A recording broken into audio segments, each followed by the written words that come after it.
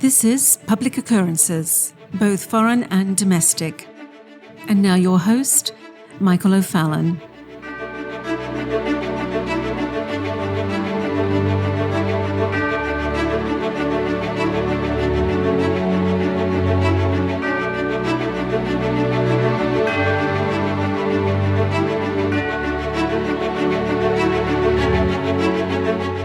If you are wondering who is doing the primary pressuring of corporate America to pursue the road of ESG and the road of sustainability and development goals, well, you need to understand the strength, power, and influence of BlackRock and its founder, Larry Fink.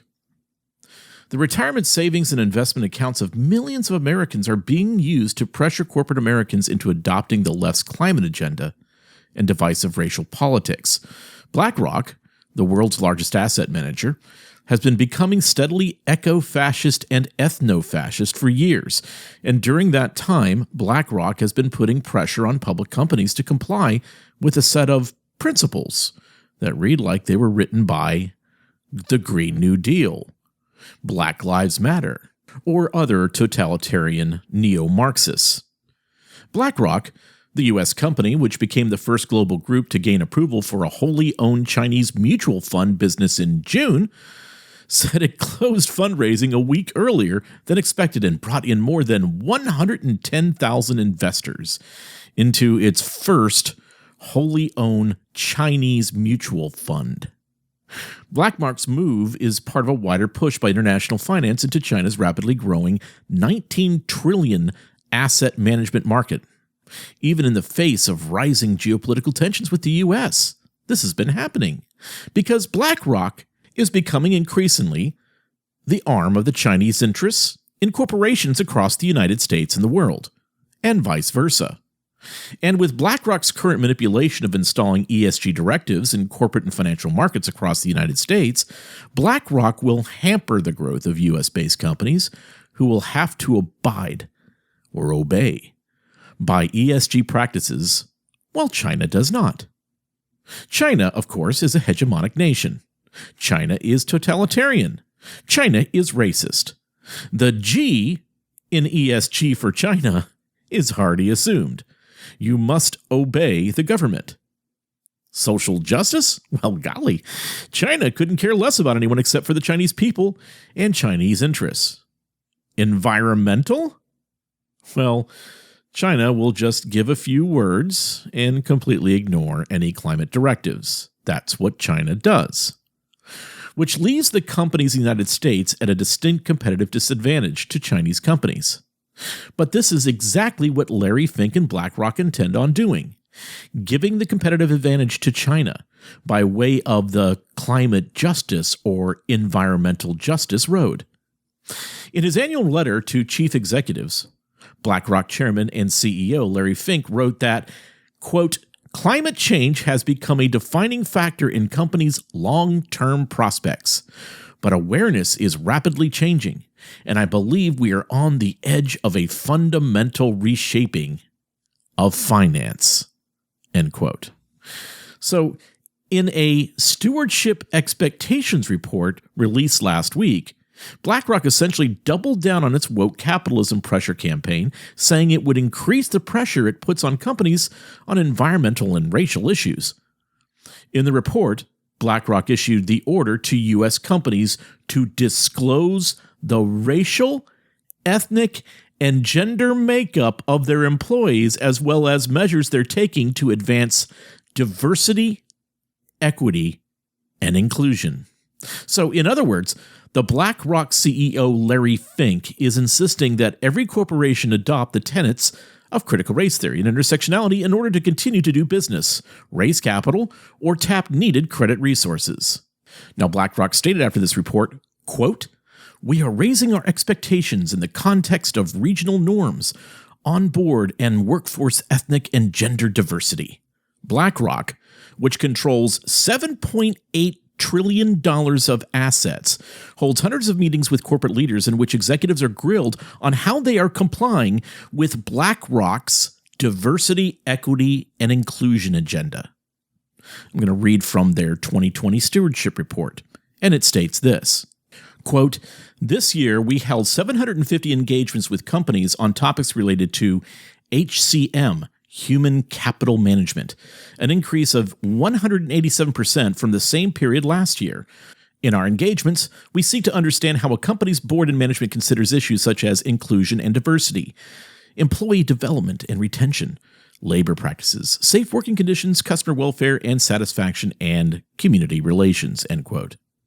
BlackRock also pushes its left-wing climate agenda in high-level meetings, voting against non-compliant boards and letting laggards know they're on watch. And so BlackRock states this, quote, in 2020, we identified 244 companies that were making insufficient progress integrating climate risk into their business models or disclosures. Of these companies, we took voting action against 53 or 22%. We have put the remaining 191 companies on watch. Those that do not make significant progress risk voting action against management in 2021.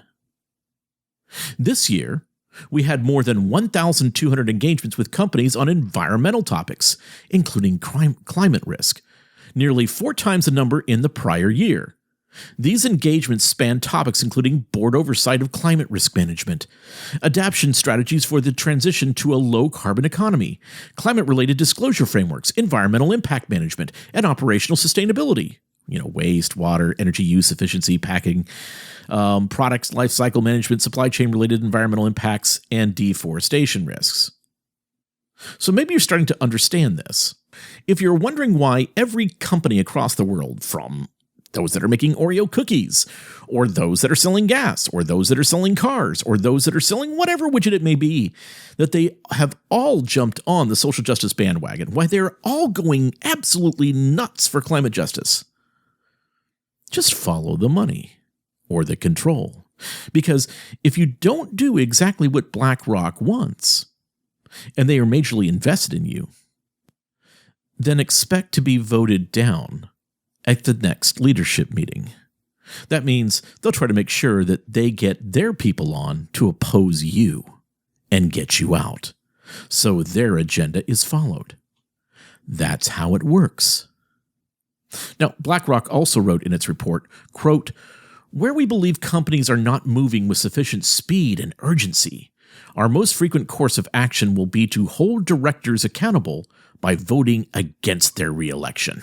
So like I was just saying before, if you don't step up and do exactly what BlackRock wants you to do in regards to ESG, diversity, equity, inclusion, climate justice, if you don't do exactly what they want, and they have a major investment in your company or organization, then they're going to seek to displace you.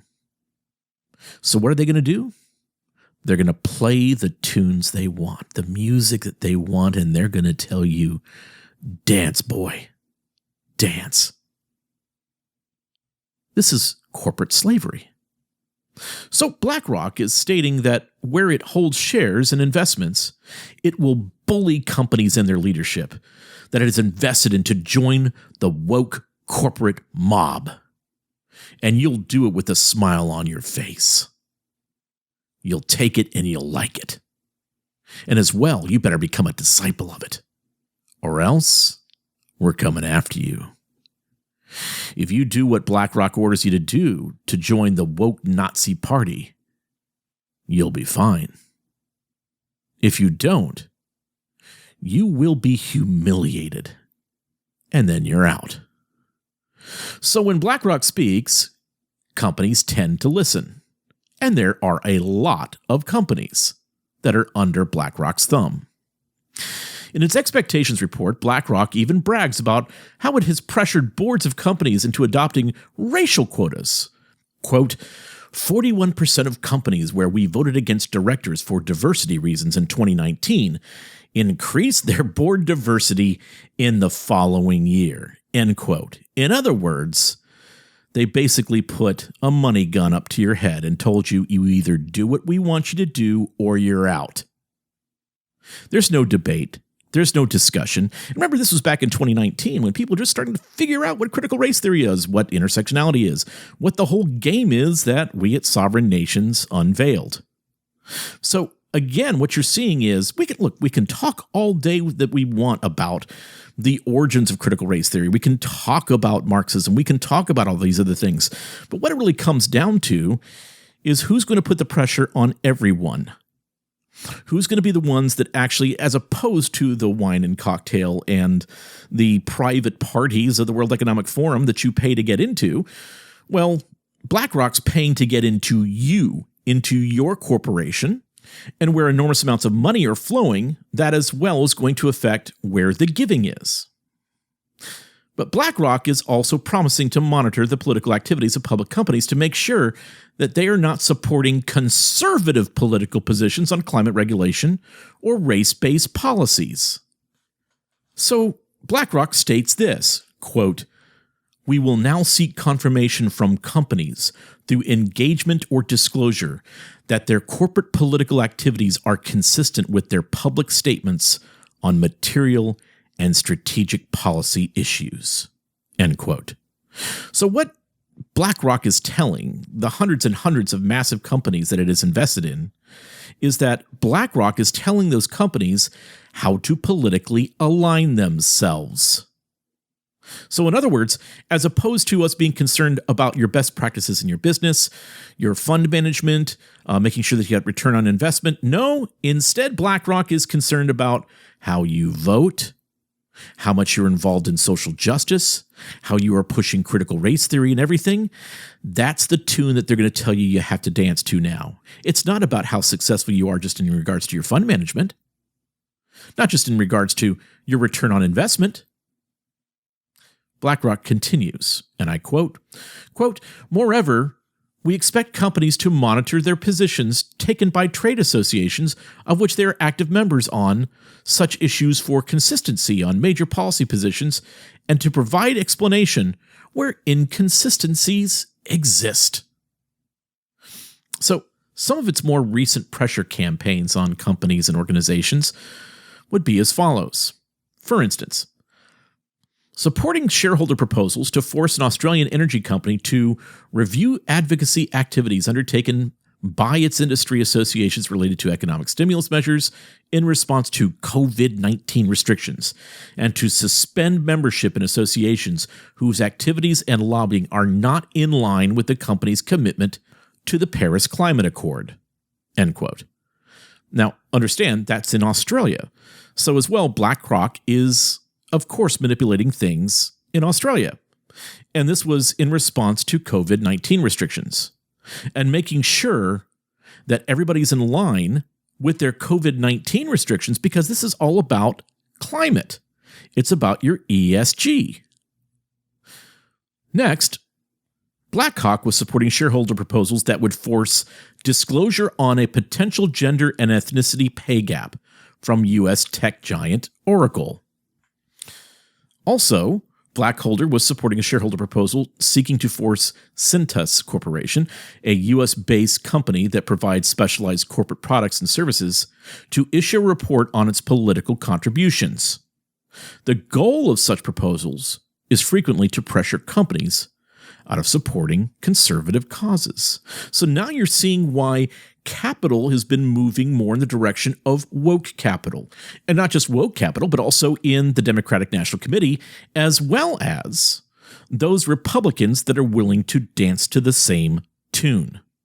And that's why you see these rhino Republicans, and we could name off a list of them, that are basically supporting the exact same things, but of course wearing a different face, another mask, and still reporting to be under the Republican Party. You need to watch out for them. So it shouldn't be a surprise to anyone that BlackRock chief Larry Fink was a major backer of Joe Biden's campaign for the White House.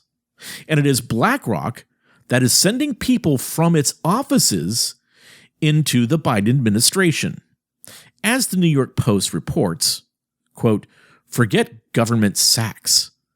It's BlackRock that's shaping up to become Wall Street's new elephant inside the White House. President-elect Joe Biden is raising eyebrows with chatter that he's poised to name 2 executives from BlackRock, the asset management colossus headed by billionaire Larry Fink, with more than $7 trillion in holdings for top posts on his economic team.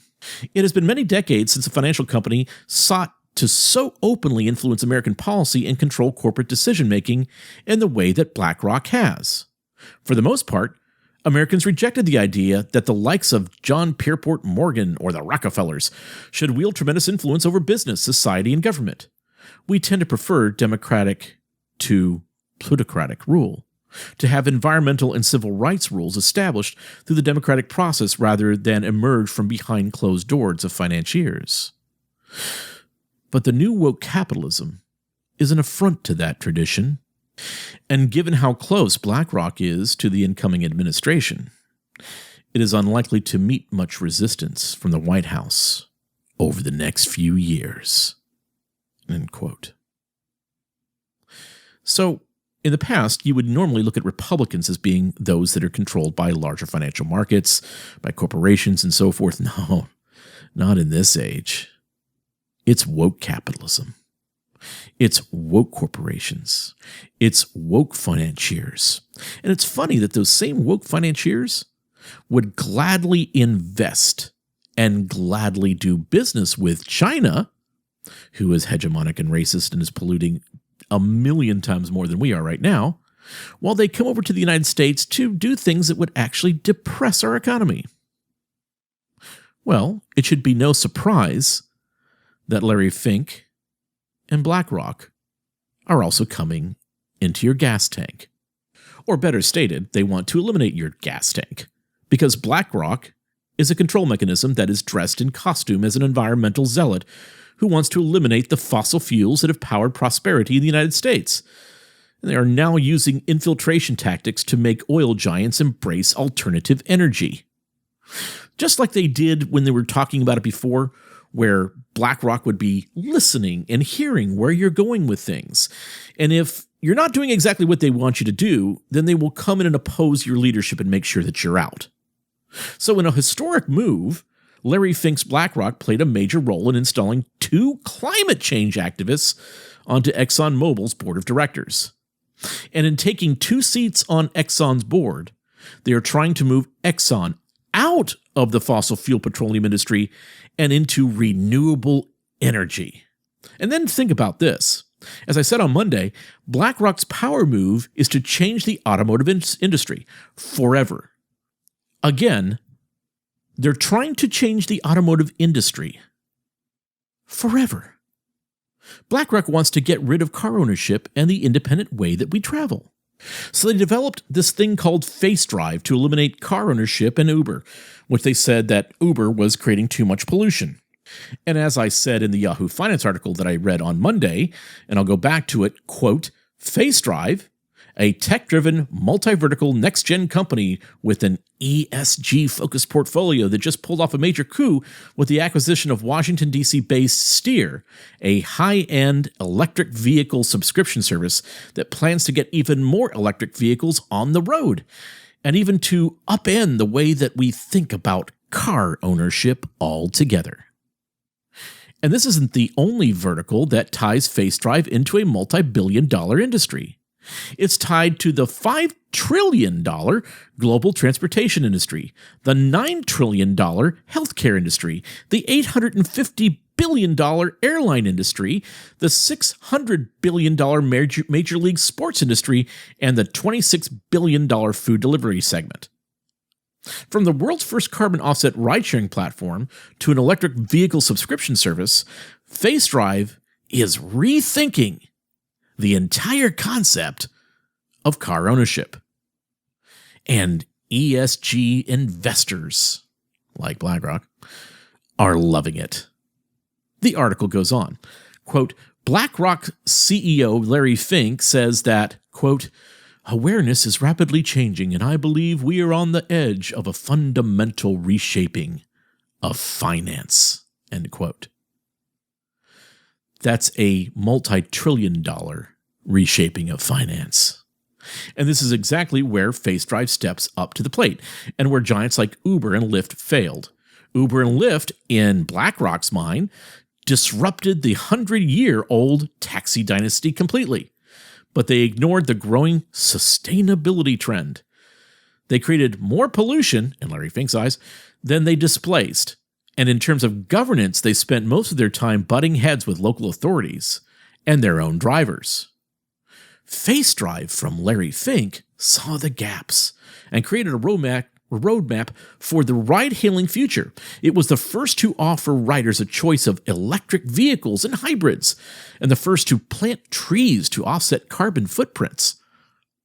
It's the first carbon offset offering in this entire space. But that was only the beginning. When you combine the $5 trillion global transportation industry with an energy industry whose renewables sector is growing dramatically, you get one of the most lucrative marriages of industry yet. Face Drive's Steer, backed by an Exelon subsidiary, is planning the biggest disruption the private automobile industry has seen in decades. In its plan to disrupt the auto industry, Steer offers a seamless, hassle-free technology that gives subscribers access to their own virtual garage of low-emissions vehicles and electric vehicles, the kind of vehicles that BlackRock and Larry Fink want you to drive.